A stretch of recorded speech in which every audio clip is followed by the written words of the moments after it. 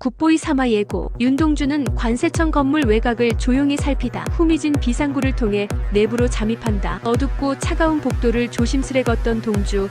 낯선 문패가 붙은 서버실 문을 발견한다. 그는 허리춤에서 얇은 도구를 꺼내 능숙하게 자물쇠를 풀기 시작한다. 동주는 손전등을 꺼내 비추며 내부를 살핀다. 데이터가 빼곡히 쌓인 서버렉들.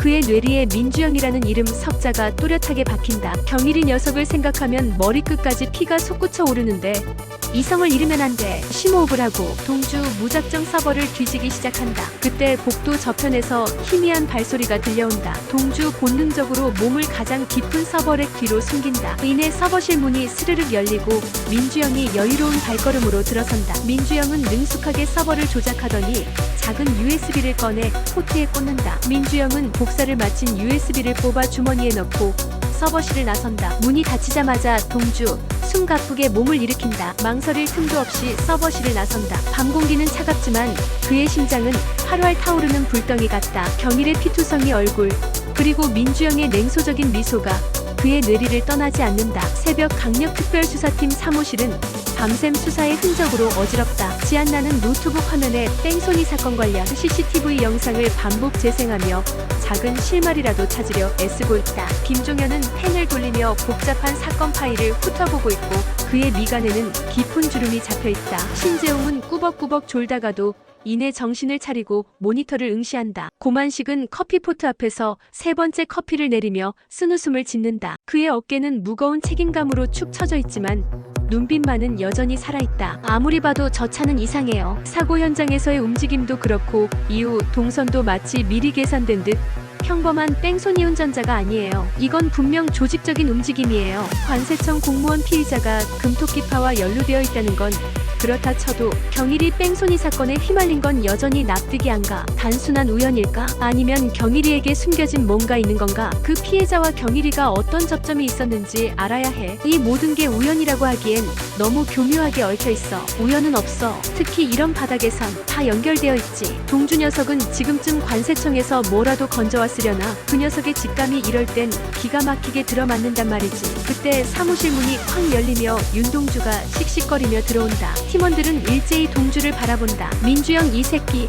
뺑소니 사건 피해자랑 밀수 관련해서 엮여있는 거 확실합니다. 자료를 숨기고 있었어요. 그리고 그 자식이 USB에 뭔가를 복사해갔습니다. USB? 그럼 그걸 확보했어야죠. 그 새끼가 나타나서 어쩔 수 없었어. 그리고 민주영 이 새끼 보통 놈이 아니에요. 그 눈빛 마주쳤을 때 섬뜩했습니다. USB라 뭔가 중요한 패를 숨기고 있다는 거군. 그 USB가 뭔지 알아내야 해. 밤새도록 이어진 팀의 긴장감은 동주가 가져온 새로운 정보와 함께 더욱 고조된다. 그들은 이제 단순한 뺑소니 사건을 넘어 거대한 범죄의 흑막과 마주하고 있음을 직감한다. 그리고 이 모든 것의 중심에 민주영이라는 이름이 섬뜩하게 떠오른다. 오종구의 경비사무실. 낮임에도 불구하고 오종구의 경비사무실은 어둡고 음침하다. 이경일은 얼굴에 선명한 피멍이 들고 그의 눈은 초점 없이 허공을 응시하고 있다. 오종구는 거구의 몸집으로 경일 앞에 서서 마치 하찮은 벌레를 내려다보듯 비릿한 웃음을 짓고 있다. 그의 눈에는 과거의 영광은 찾아볼 수 없고 오직 탐욕과 잔인함만이 가득하다. 경일아,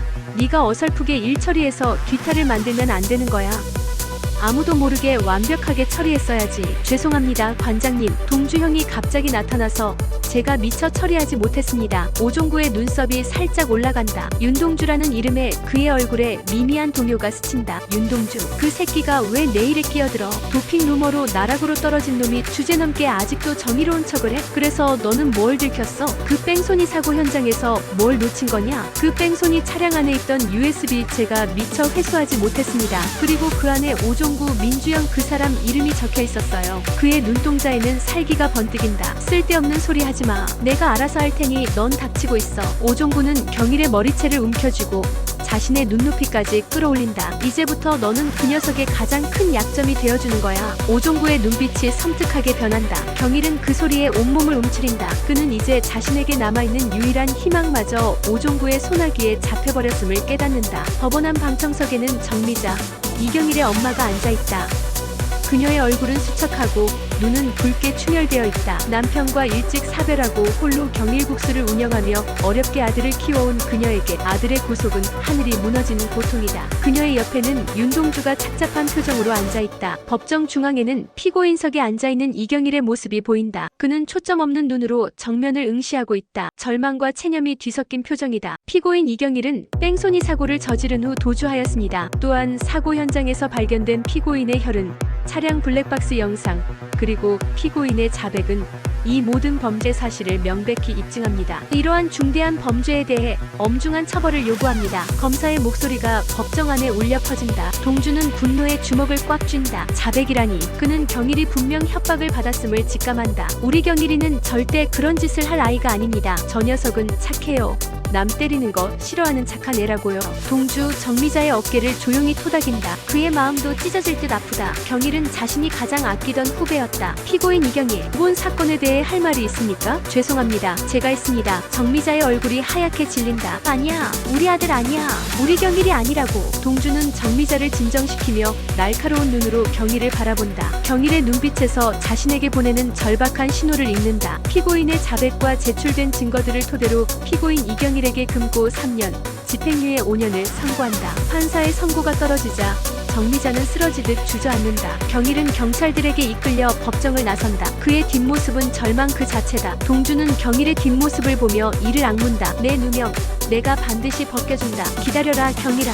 그의 주먹은 끓어오르는 분노로 파르르 떨린다. 인성시 외곽, 버려진 듯한 낡은 물류창고, 녹슨 철문과 깨진 창문은 오랜 시간 방치되었음을 보여주지만 주변에 드문드문 설치된 감시 카메라와 불규칙하게 오가는 차량들은 이곳이 단순한 폐창고가 아님을 암시한다. 고만식, 지안나, 김종현, 신재용은 각각의 위치에 숨어 창고를 주시하고 있다. 만식은 낡은 벽 뒤에 몸을 숨긴 채 쌍안경으로 창고 내부를 살핀다. 한나는 사격 자세를 취하듯 낮은 자세로 엎드려 먼 거리를 관측하고, 종현은 날카로운 눈으로 창고 주변의 지형지물을 분석하며 진입 경로를 머릿속으로 그린다. 재홍은 거대한 몸집을 나뭇가지 사이에 숨긴 채 묵묵히 팀원들을 호위한다. 모두 대기, 기회 봐서 진입한다. 섣불리 움직이지 말고 내 신호만 기다려. 저 안에 뭐가 있을지 아무도 몰라. 동주에게서 연락이 오면 바로 움직인다. 정막이 흐르던 그때 창고 안에서 백석춘이 부하들을 이끌고 나온다.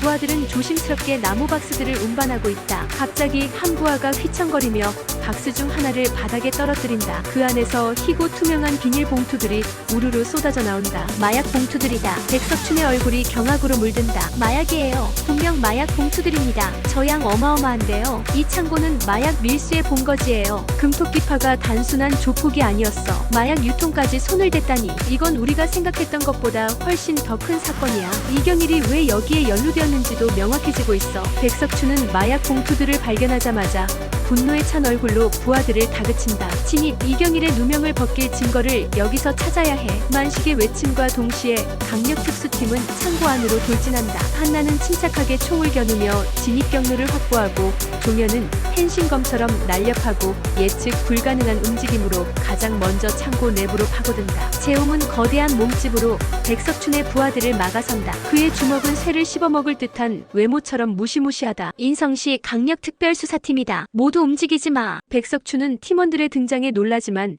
이내 냉정함을 되찾고 허리춤에서 칼을 빼든다. 그의 부하들도 일제히 흉기를 들고 달려든다. 창고 안은 순식간에 아수라장이 된다. 격렬한 싸움이 벌어진다. 종현은 펜싱 검 대신 날카로운 움직임으로 칼을 피하며 상대의 급소를 노린다. 한나는 침착하게 총을 겨누지만 인명피해를 최소화하기 위해 다리나 팔을 노린다. 단 한 발의 오발도 없이 정확하게 적의 움직임을 봉쇄한다. 신재홍은 덩치에 걸맞게 육탄전을 벌이며 압도적인 힘을 보여준다. 그의 주먹 한 방에 건장한 조직원들이 쓰러진다. 만식은 노련하게 빈틈을 파고들어 백석춘을 몰아붙인다. 그의 레슬링 기술은 상대를 압도하기보다 버티고 뒤집는 방식으로 상대를 무력화시킨다. 팀원들은 각자의 특기를 살려 조직원들을 제압해 나간다. 창고 안은 격렬한 숨소리, 신음소리, 그리고 주먹이 오가는 둔탁한 소리로 가득 찬다. 강력 특수팀은 이제 거대한 마약 밀수 조직의 심장부로 깊숙이 파고들고 있음을 직감한다. 관세청 민주영 사무실. 햇살이 비추는 관세청 민주영의 사무실은 겉으로는 평범하고 깔끔하다. 윤동주는 능숙하게 자물쇠를 따고 민주영의 사무실에 잠입한다. 서랍을 뒤지고 캐비닛을 열어보지만 겉으로 보이는 것은 모두 평범한 공무원의 서류들 뿐이다. 하지만 동주의 눈은 훈련된 복서의 그것처럼 예리하게 민주영의 책상 위를 스캔한다. 전원이 켜진 채 대기 중인 노트북이 그의 시야에 들어온다. 동주 망설임 없이 노트북을 열어본다. 비밀번호가 걸려있지 않은 것을 확인하고 그의 입꼬리가 살짝 올라간다. 화면 가득 복잡한 암호와 함께 익숙한 이름들이 보인다. 그의 심장이 다시 한번 크게 울린다. 마귀, 레오, 오종구, 그리고 충격적이게도 이경일. 동주의 눈이 크게 뜨인다. 그곳에는 경일의 사진과 함께 그가 뺑소니 사건 당시 들고 있던 USB에 대한 정보가 담겨 있다. USB는 단순한 자료가 아니라 민주영과 오종구 그리고 마귀와 레오를 잇는 거대한 불법 무기 밀수 거래의 핵심 증거라는 사실이 드러난다. 눈을 비비고 다시 확인한다. USB 파일명에 무기 밀수 프로젝트 블랙캣이라는 문구가 선명하게 박혀있다. 동주의 머릿속에서는 퍼즐 조각들이 빠르게 맞춰진다. 경일이 왜 그 뺑소니 사고에 휘말렸는지, 오종구가 왜 그토록 잔인하게 경일을 협박했는지 모든 의문이 풀리는 순간이다. 경일이 단순한 조폭의 말단이 아니라 거대한 불법 무기 밀매의 희생양이 될 뻔했음을 깨닫는다. 그리고 그 옆에는 김석현 검사의 이름이 희미하게 적혀있다. 동주 충격에 휩싸인다. 김석현, 김종현의 형. 출세에 눈이 멀어 수단과 방법을 가리지 않는다는 그 검사가 이 거대한 범죄에 연루되어 있다는 사실에 동주는 말 그대로 망연자실한다. 경일이를 이렇게 만든 건 민주영, 내 녀석이구나. 그때 사무실 문이 스르륵 열리는 소리가 들린다. 동주 온몸의 신경을 곤두세우지만 이미 늦었다. 차갑고 나긋한 목소리가 그의 등 뒤에서 들려온다. 왔군. 내 직감이 꽤나 예리하군. 민주영 싸늘한 미소를 지으며 문 앞에 서 있다. 윤동주 순경, 너는 날 이해하지 못할 거야. 내가 평생 믿어온 그 정의라는 화상은 이 세상에 존재하지 않거든. 여긴 말이야 룰도 심판도 없어. 오직 강자만이 살아남는 정글이야. 내가 아무리 정정당당하게 싸워도 결국 승자는 정해져 있어. 이 진흙탕 같은 세상에서 내깟 정의감 따위가 통할 줄 알았나? 내 소중한 후배 이경일도 결국 이 세상의 룰을 따른 것뿐이야. 약자는 언제나 강자에게 이용당하는 법이지. 닥쳐. 개소리 하지마. 경일이한테 무슨 짓을 한 거야? 그 USB 그 안에 뭐가 들었는지 다 봤어. 내가 마약 밀매에 아니 무기 밀매까지 손을 댔다는 거 다 안다고. 김석현 검사까지 내 놈의 패거리였다니. 경일이의 누명은 내가 반드시 벗겨낼 거야. 아, 그거? 그는 그저 제 역할을 했을 뿐. 그리고 그 USB는 어차피 네 손에 들어갈 수 없어. 왜냐하면 그 증거는 이미 세상 밖으로 사라질 거거든. 경일이는 내가 아무리 발버둥 쳐도 감옥에서 썩을 운명이지. 민주영이 손을 들어 올리자 사무실 문 밖에서 거구의 그림자들이 우르르 밀려 들어온다. 러시아 마피아 레오와 그의 부하들이다. 그들의 손에는 묵직한 권총이 들려있다. 레오의 눈빛은 냉정하고 잔인하며 마치 사냥감을 발견한 맹수와도 같다. 동주는 홀로 포위된다. 창고 내부 마약 봉투들이 널려있는 바닥 위에서 격렬한 싸움이 계속되고 있다. 그때 창고의 육중한 철문이 굉음을 내며 박살난다. 쾅 하는 소리와 함께 거대한 트럭 한 대가 먼지를 뿌리며 창고 안으로 돌진해 들어온다. 트럭의 거대한 몸체는 낡은 창고 건물을 뒤흔들고 팀원들은 예상치 못한 공격에 당황한다. 트럭 운전석에는 오종구가 앉아있고 그의 얼굴에는 사악한 웃음이 가득하다. 트럭 뒤편에는 이상곤의 금토끼파 조직원들이 바글바글 타고 있다. 오종구가 사악하게 웃으며 스피커를 통해 목소리를 울린다. 어설픈 정의는 여기까지다. 굿보이들.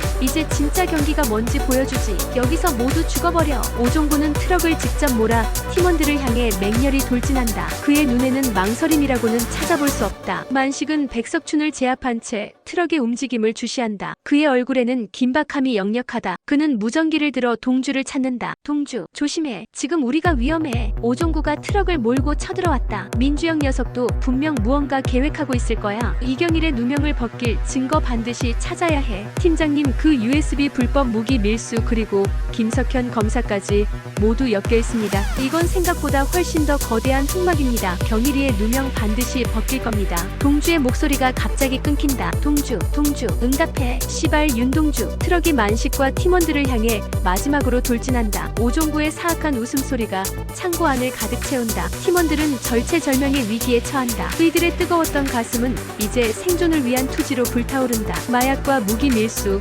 그리고 경찰 내부의 비리까지 얽힌 거대한 흑막 속에서 굿보이 팀의 진짜 경기는 지금부터 시작된다. 굿보이 3회 엔드. 과연 동주는 레오와 민주영의 손에서 벗어나 무사히 돌아올 수 있을까요? 감옥에 갇힌 이경일은 앞으로 어떤 역할을 하게 될까요? 김석현 검사는 이 불법 무기 밀수 사건에 어떻게 연루되어 있는 걸까요? 이 모든 사건의 배후에 있는 마약의 귀신 마귀의 정체는 언제쯤 드러나게 될까요? 여러분은 사회에서 어떤 충격적인 전개가 펼쳐질 것 같나요? 이경일의 누명을 벗기기 위한 윤동주의 고군분투가 어떻게 이어질지, 그리고 팀원들이 위기를 헤쳐나갈 방법을 상상력을 발휘해 댓글로 남겨주세요.